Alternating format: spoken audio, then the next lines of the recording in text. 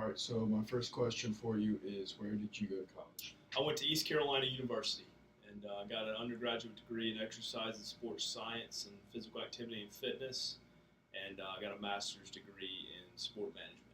Okay, cool. Yeah, that kind of led into my second question, which was what you earned a degree in. But my next question after that is what made you want to get into a career with sports? I think playing baseball, a lifetime spent playing the game. I always loved baseball. It's the only really true passion, true love I had growing up. And, um, you know, you do it your entire life and you figure why not make a career out of it if it's possible. I had a lot of good relationships in the game from my playing career, not only teammates, guys that I played with, coaches that I played for that allowed me to springboard into the profession and get a good foothold and a good base underneath me. So yeah, I think it's something that I always really knew that I wanted to do. Cool. What do you find most rewarding about coaching? The players, I got out of coaching for a couple of years after 2014. Did some stuff in sales, and then got into scouting, professional scouting with the Seattle Mariners. And even in scouting, the one thing you miss is the relationship with the players on a day-to-day basis. The energy that you guys bring to the table each day kind of keeps you young, and that's why you do it to help develop kids, from an academic standpoint, from a baseball standpoint, and emotionally, socially, all those things. That's why you get into it. That's why you enjoy it. What do you consider your strengths as a coach? Obviously, from strictly, baseball, I think in this role it's a little bit different. I spent 8 years in coaching, where I was a little bit more in a role where I was hands-on. I think outfield, base running, hitting were kind of the things that I guess I specialized in when I was coaching. This role is more of kind of just a little bit of a jag of everything. Taking care of more of the players' needs from a developmental standpoint.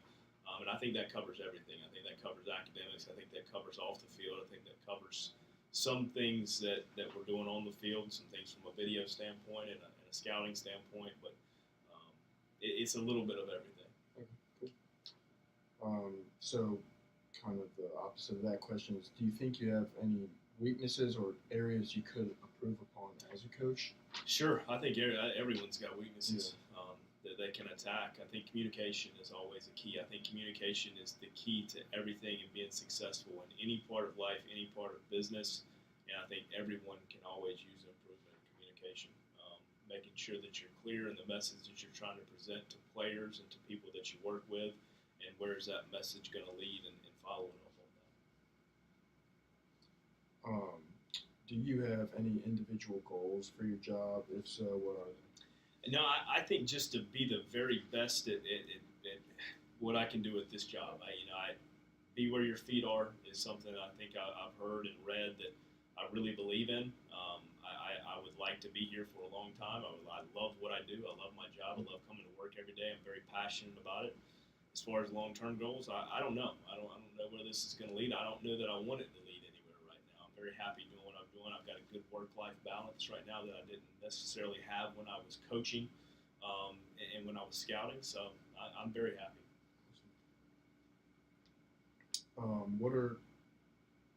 What are some of your coaching strategies to help a player reach their maximum potential?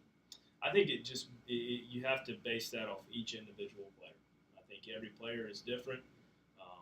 Their makeup's going to be different. Their physical abilities are going to be different. You have to gear your coaching style to fit whatever those are. So I think the player is going to dictate that, not necessarily me.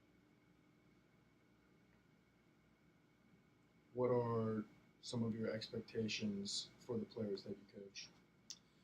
I think the things that you're in control of, energy, enthusiasm, work ethic, there's a lot of things in the game of baseball that are completely out of your control. But the things that you are in control of, the things that I've mentioned, I think being the very best you can possibly be and making those things consistent on a day-to-day basis, that's what I want to see out of our guys. And I think not only does that help them develop, that helps, it makes for a kid to be a better teammate as well. What was your first job? First job, I guess I did an internship with the Durham Bulls in grad school. where I worked in group sales. But I guess my first job in baseball officially was as a volunteer assistant in East Carolina, working for Billy Godwin, and that's where I started my coaching career. And I went on to coach 4 years at Florida Atlantic with John McCormack, and then came back to East Carolina with Billy Godwin as his recruiting coordinator for 2 years. And like I said earlier, did a couple of things out of baseball, got into scouting, and then got this job in my first year in this position. How did you find that opportunity at East Carolina? It's funny. It was a funny story. A lot of my former teammates had gone into coaching. I knew that eventually I wanted to do it. My college coach, Keith LeClaire, had, tragically and unfortunately had passed away.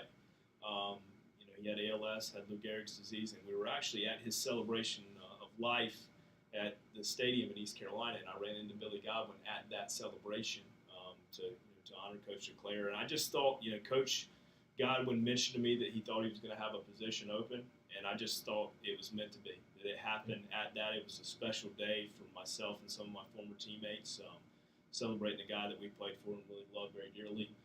So I just thought, man, this is somebody telling me that I need to get into this, and I think that's kind of how it happened. What is your favorite part about the work you do? Again, I think it's the players. Seeing the players develop, seeing them get better, seeing them compete, and obviously I like winning. I like being a part of success. I think everybody that's in athletics is driven to that. Is there something valuable that you learned during one of your first jobs that you've been able to apply to jobs you've had after that? I think one of the things I learned in my first job, working for Billy Godwin is, and even, back to my playing days, is just, be the same guy every day. You try to bring consistency to the table with your work ethic and how you approach, how you handle players, how you deal with players, how you communicate. It's just try to be the same person on a day in, day out basis. And I think players appreciate that, coworkers appreciate that if they know what to expect on a given day anytime that they deal with you. How important is networking in the sports career field? It's everything. Networking is everything. Relationships are everything.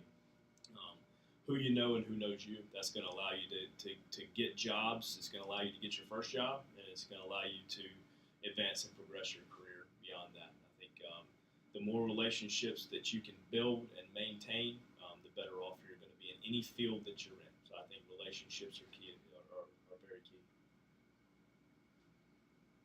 Are there any resources that you would suggest to those looking for or starting a career in sports?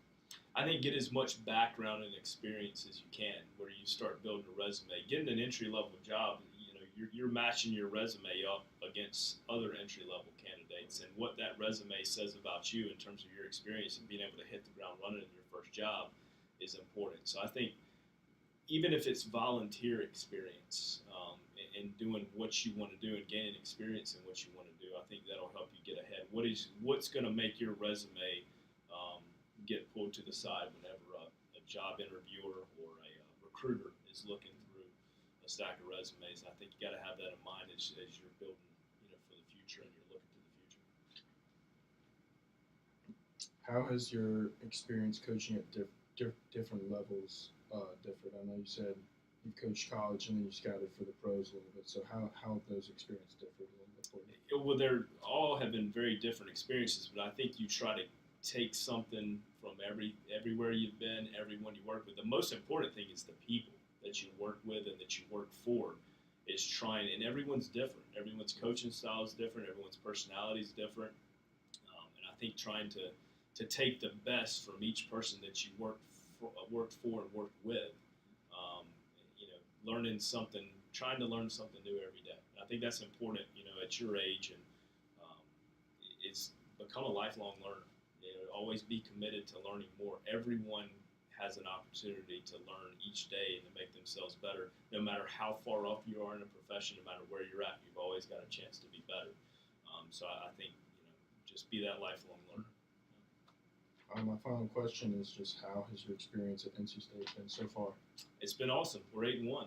Right. So yeah, it's been really good. No, I've enjoyed this position. It's given me a different outlook on being on a staff and having different responsibilities that I did when I was coaching. I've learned more about operations and facilities. I've learned more about communicating and dealing with our personnel as far as grounds, as far as administration, and those lines of communication that are open. And it's just been kind of a little bit different standpoint than what I'm used to. But it's been a great experience. I love it here. I love NC State. I love the people that I'm working with. I love our players. And like I said, we're 8-1, so everything's good right now. Awesome. Well, that's all I got. So All right. thank you for your time. Thanks, Evan.